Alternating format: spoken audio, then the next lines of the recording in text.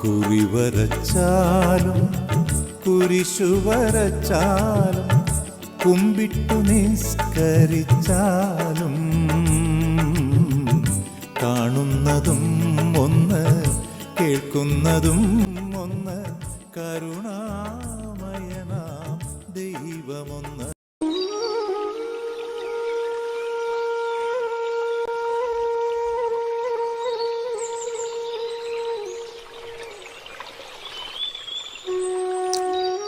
സൗദാമിനെ ഒരു ചായ എടുക്ക്.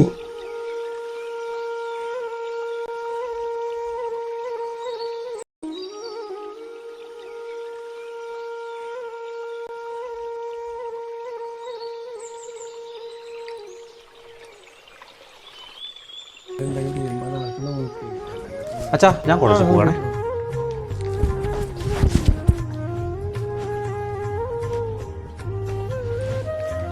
അല്ലടോ നിനക്ക് പണിക്കൊന്നും പോണ്ടേ? ഓൻ്റെ സമയമാകുമ്പോ പോയിക്കൊള്ളേ.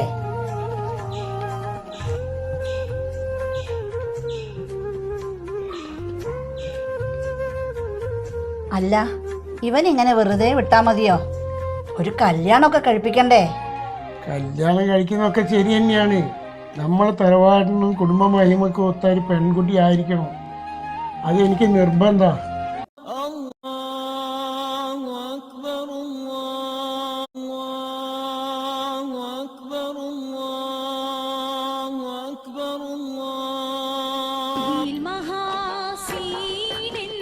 കാക്കേ ഞാൻ പോയേട്ടോ. കുഞ്ഞിക്ക ഞാൻ പോയേ. ഉമ്മച്ചി ഞാൻ പോയേട്ടോ.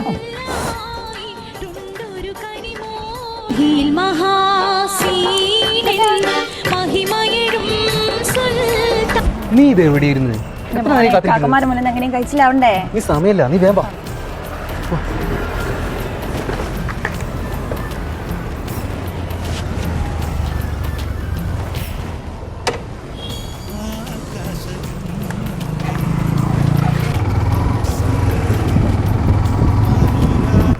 അല്ല നമ്മളെ കാര്യം എന്തായി?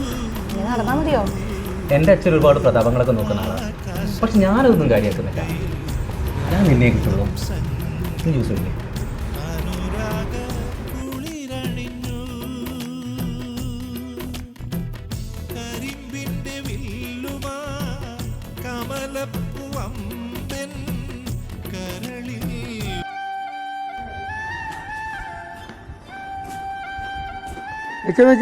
എങ്ങോട്ടാ? വളച്ചുകെട്ടില്ലാണ്ട് ഒരു കാര്യം പറഞ്ഞേക്കാം. നിങ്ങളെ മോനും എൻ്റെ പെങ്ങൾ ഇഷ്ടത്തിലാണ്. എന്താ വേണ്ട നിങ്ങൾ പറഞ്ഞോളൂ. അന്യമതസ്ഥരായിട്ടുള്ള ഒരു ബന്ധത്തിനും ഞങ്ങൾ തയ്യാറല്ല. അന്യമതസ്ഥരുള്ള പെൺകുട്ടിയെ സ്നേഹിക്കാൻ കഴിയും നിങ്ങളെ മോൻ? കടക്ക് പുറത്ത് എൻ്റെ മുറ്റത്തുനിന്ന്.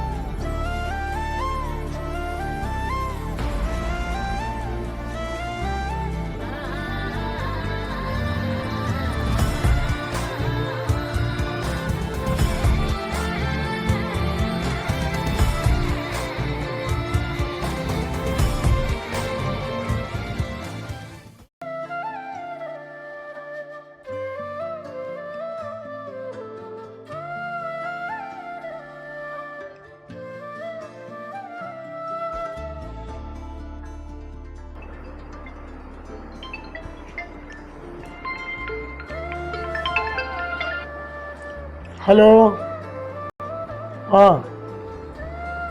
എന്നിട്ട്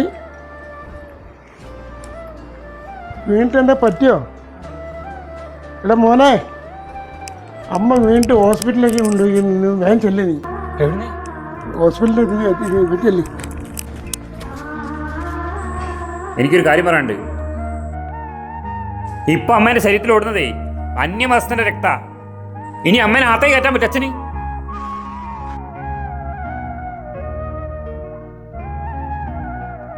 കുറിവരച്ചാലും കുരിശു വരച്ചാലും കുമ്പിട്ടു നിസ്കരിച്ചാലും കാണുന്നതും ഒന്ന് കേൾക്കും കേൾക്കുന്നതും ഒന്ന് കരുണാമയനാം മോനെ ഞാൻ എന്റെ തെറ്റ് വരുത്തി. ദൈവമൊന്ന് ഇപ്പോഴെങ്കിലും അച്ഛന് മനസ്സിലായല്ലോ. ദൈവം മതമേതായാലും മനുഷ്യൻ ഒന്നായ മതി. മതമേതായാലും മനുഷ്യൻ ഒന്നായ മതി. മതമേതായാലും മനുഷ്യൻ ഒന്നായ മതി. ഓണവില്ലിൻ തമ്പുരുമീട്ടും വീടാണീ വീട്, എന്നുമെന്നും പൂക്കണി വിടരും വീടാണീ വീട്. കൂട്ടുകുടുംബത്തിൻ കൂട്ടാണെന്നും അതിരിൽ ഇവിടെ മതിലിൽ ഇവിടെ ഒന്നാണെല്ലാരും.